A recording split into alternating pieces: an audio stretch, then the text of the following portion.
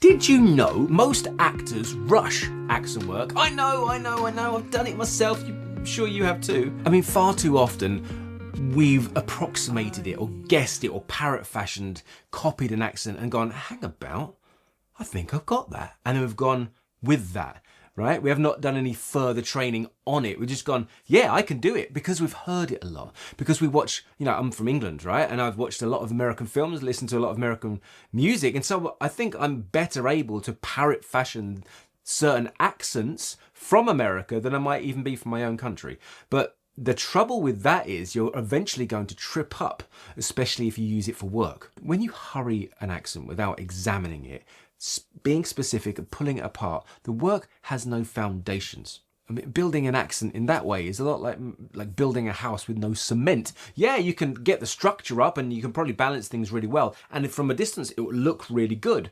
But as soon as there's any pressure, wind, a strong wind comes by, the earth wobbles, the whole thing will fall down, right? It's not like that if you do the work. If you put in the work to lay the foundations and create, mix up some proper cement that glues it all together, knowing why you're doing that. You have to train to build a house. You can't just look at one and go, I can build a house. Same with accents. You'll only get you so far. Right? It'd be very superficial, the work you do. Like, there's some great examples, because I was doing a TV show once and I had to play someone from America. And I chose a Floridian accent, Florida accent. And I'd been working on that. But I got a bit lazy. And there was months in between certain scenes. So I'd done like a batch of scenes here. And there was some time that passed and I'd got on with my life and I hadn't kept training.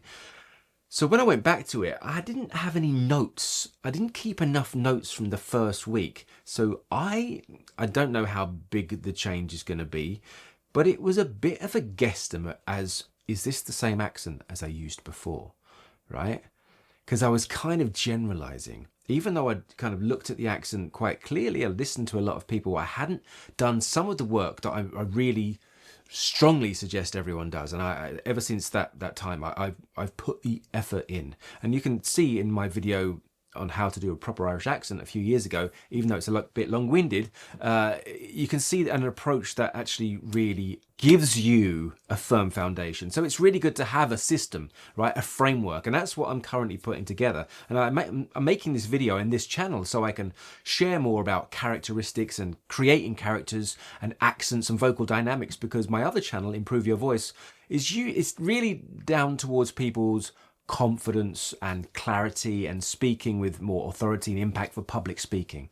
Here I wanted to go a bit further for those people who already use their voice, actors, not public speakers so much, but vocalists and gamers and D&D players, because we can have a bit of fun here, right? You're already involved, you already want to be doing it. I think I want to give you something of value, right? Something that you can take away, and I'm putting together more of these videos, and I'm going to go through different accents. But right now, this is just like this is my guide, this is my principle, and reasons why it's best to really lay those foundations for accents, and why I'm going to be giving you the study materials later on. And it's interesting because we don't really tend to approach accents the same way we do the rest of our professional lives. If you're an actor, right, you've probably got some really good headshots, you've worked in your bio, you've updated your IMDb and Spotlight or Backstage or Mandy or whatever you use, right, to portray the visual of yourself out there. You might even do voiceover work and actually have a decent voiceover reel which someone's recorded for you, or you've recorded yourself. But what it is, we don't tend, not many people, especially those who haven't been to acting school, don't tend to see the voice in the same way as those who've trained do.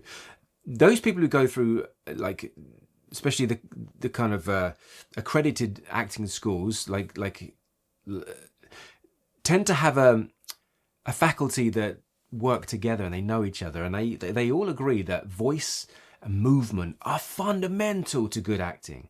Oftentimes our instrument is something that moves and speaks, right? And that's, as an actor, that's doing something. That's what action is. It's moving and speaking. Essentially, right? You're affecting, you're communicating.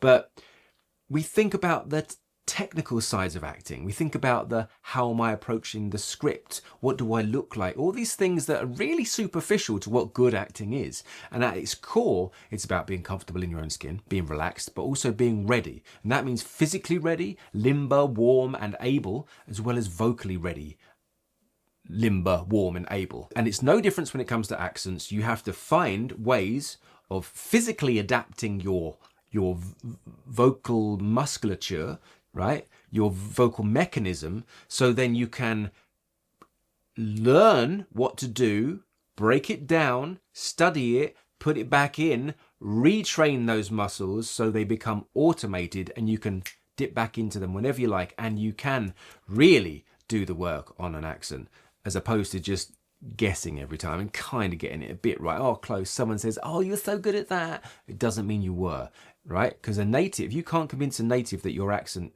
you're from their hometown. You're not doing a good enough job. And why would they hire you if they could just hire someone from that hometown? America's a big place. We're all trying to do American accents, but the work isn't going to come to us really, you know? We're just playing guesso. Same with those people who want to learn English accents. I personally think, I speak to a lot of people from Eastern Europe and they want to sound British because they don't like their accent, but they're never going to get cast as British people. There's too many British actors out there who are British and sound more British than anyone else would. What I'm saying is you could reduce your accent, definitely, to be more audible, to be more clear to more people, make it more internationally recognizable, but you could also double down on what you got, right? I know that no one's really employing people from Russia at the moment, so if you're from Eastern Europe, any of the old Soviet bloc countries, double down on that Slavic sound and sell yourself as a Russian. Right? You take their jobs since they're not, you know, being given any right now. It's just a food for thought. But what I'm saying is, there's three paths, right? There's three paths. There's reduce your accent, double down on what you've got, or choose a new one. And I'm really focused in this video on choosing a new one. And like I said, it's about creating believable, coherent, and consistency in the way you approach it. So it's always going to be the same. If you get called back to do voiceover or ADR 7 months later after the film's been finished, and you don't have that accent in your bones anymore, you don't have notes on it, you don't know why you're doing things differently, it's going to be incongruent, it's going to sound weird. And I mean, if you're professional, this is part of your job, so get to it, all right? So yeah, get the headshots, get the show reel, get the voice reels and stuff, but if you're doing accents, don't put them on your CV until you can speak like a native, and a native tells you that. And that native can't be a friend. Someone you don't know. Call someone up or go to a shop and just talk, and if they go, hey, you sound funny, where are you from? Then perhaps you're not quite there yet. Anyway, so casting is about trust and building trust. And if you want to be someone who's considered trustworthy in the industry, in this business of acting, then don't let yourself down and do the work, do the foundations for accent work. Right, I think I've put my opinion strongly forward enough there. Now let's give you something you can use. To make it easy and create a kind of framework that you can remember, I've just made this thing, I called it the 3 R's, right? And I'll have to read it because I've written this out. It's realise, so that's learn the building blocks. Take the accent apart and analyse it. And then there's reduce, so that's strip it back and reduce each element. So strip your own accent back. Right, and I know that training in the UK, they often tell people, wherever they're from in the world, to learn the RP accent, which is a British accent, and which is one you're most likely would hear on newsreader English, right? So it's very neutral, very small and gentle, and it kind of tidies up. It's not overly charismatic. It's very precise and direct and sustained. And this is a bit like how Tom Hiddleston speaks, right? So you take your accent from where it is, go to Tom Hiddleston-ish, and then from there you can build out again and work out. And that's what I call renew. So realise what you're doing and what you want, reduce what you have, and then renew it with new things, right? So yeah, having a look at what you want, what you've got, stripping it away, and then building it back again. So you're taking that house that you built with shitty bricks and didn't put any foundations or cement in, you're knocking it aside, rebuilding the foundations and building them up, layering them properly with cement. Does that analogy work for you? I hope so, because you're probably not even watching at this point. If you are, say hi in the comments. This is a new channel and I really need people to say hi and, tell me if it's going well. So keeping those 3 R's in mind, here's 5 steps you must consider. You must consider if you're going to do different accents. First, get clear on your motive. Why are you learning this accent? Is it for an audition? For a role? Because you think you're going to get that kind of work? You might not. As I said before, those people from the Eastern Bloc and from the Eastern European countries might not get cast as someone from Birmingham. Even though they like Peaky Blinders, they might want to learn the accent, but who's really going to employ them? Honestly, who's going to give you that work unless you're making it yourself? So have a good, think, dig deep. What really is your casting? Why do you want to learn it? If you just like it, it doesn't feel like there's a strong enough drive to just give yourself one chance, because it's a lot of work to do properly. And this is why so many people don't do proper work, is because they think, well, I might not get any work. And so that's the approach they bring to it. And they don't get the work because they didn't do it properly. You're more likely to get the work if you did do the work properly, but then there's more time and more effort and more risk involved. So knowing why the fuck you want to do that will save you a fucking great headache later on. If you know why, and you still want to do it, that's great. But be clear about the purpose.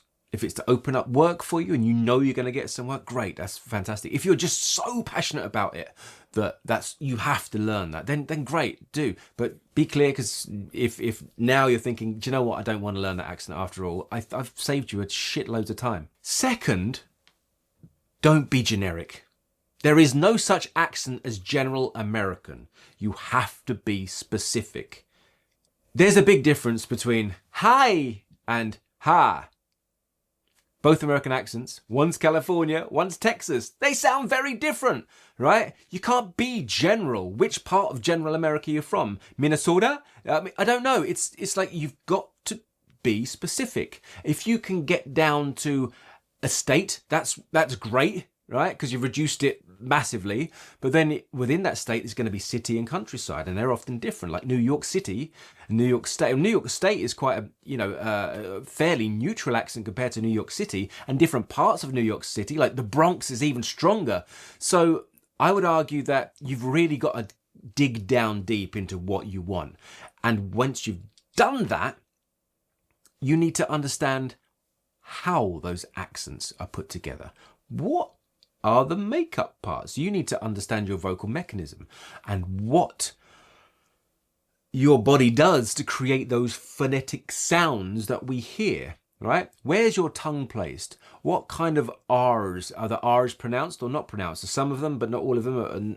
Not all of them, but some of them. Do you use a trill for an R? There's a lot of different ways you can create one specific sound, right? So you need to break it down. You need to break down, understand first what you do, right? But then understand what people are doing with their vocal mechanism. Because once you've done that, you can, and this is one of the things I'm creating for you at the moment, is a comprehensive checklist, if you like, or program, system, framework, even better. A comprehensive framework that you can actually just go through to check all the elements necessary in you building the blocks or creating an accent. And I've done a lot of work on accents, and there are some wonderful resources out there already, right? I'm only doing this because you bastards are too lazy to read books. And if you don't mind reading books, go out there and buy How to Do Accents by Edda Sharp and Jan Hayden Rolls. It's a brilliant book. It was really useful for me when I was at acting school. I've used it many times, but I've kind of developed my own system for myself since then. I had no use for everything that was in the book, and it is pretty easy to follow, and it's really useful, and there's recordings as well that you can study along to. So look, I've not made my framework for you yet, so please go out and buy that book. It's going to be immensely useful if you want to do accents properly, because it's also really easy to understand. There are some very, very, very even more in-depth ones than that, but I want you to be specific, but I don't want you to sort of dive bored at the same time. So that's How to Do Accents is thoroughly recommended and well used as well amongst the acting community, at least in the UK. So once you can understand the vocal mechanism, tongue placement, lips, teeth, jaw, soft palate, breath, rhythm, pace, tone, and how all these things combine and go together, you then have this kind of knowledge, right, that helps you to better read and understand what other people are doing. So then you can break it down, you can take those things apart and put them back together for yourself. And once you can take apart someone else's accents, again, you take your own apart, see which ones you might be doing similarly,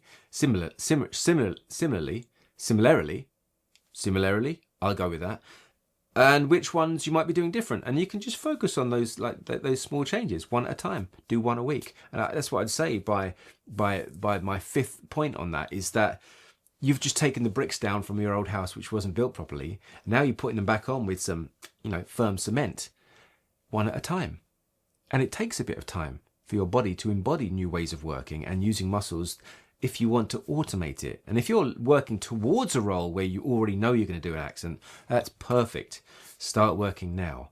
Find out what kind of vocal energy there is, what kind of tone and zone, and how are they pronouncing, how does air spill out of the mouth or nose, how is their tongue moving at different phonetic sounds. Because when you put one back in at a time, they start connecting the dots, and it makes it more viable. If you try to gather too many at the same time, you'll miss stuff and you'll make mistakes, and you start automating and your body will start remembering the mistakes. So it's better to do one at a time, nail it and move on. And also recognition. It's just like knowledge is power in this respect.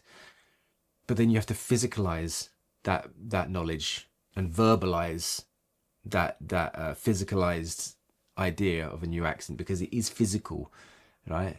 You don't want to be remembering how to do things. You want it to be in your body. So you become that. It doesn't become something extra or on top or superficial. You are. That's who you are, and that's how you speak. That's how you do an accent.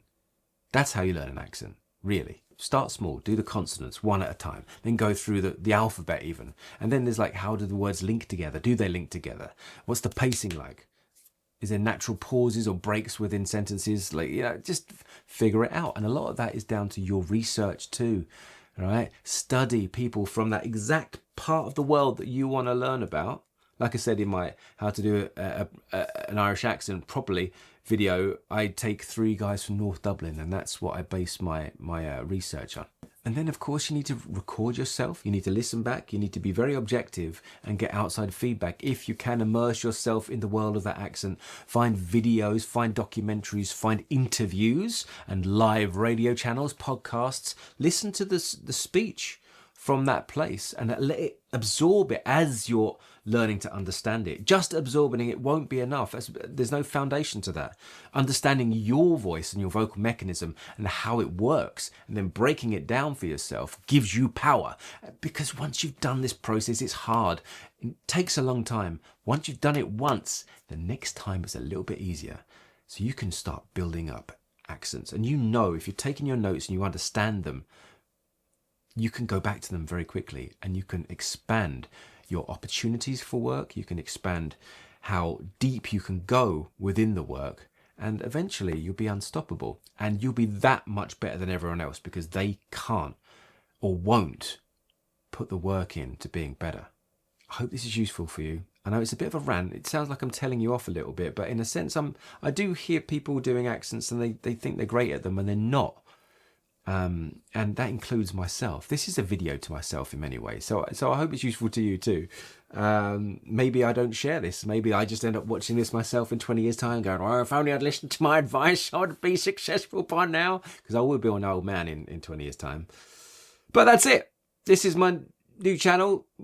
I've been doing this for a long time on the other channel, Improve Your Voice. You may have come from there, or you may want to go there and check it out now, but this is going to be specifically for actors, for accents, for characters, and for gamers, and anyone who just wants to be more expressive and playful with their voice. Let's do this!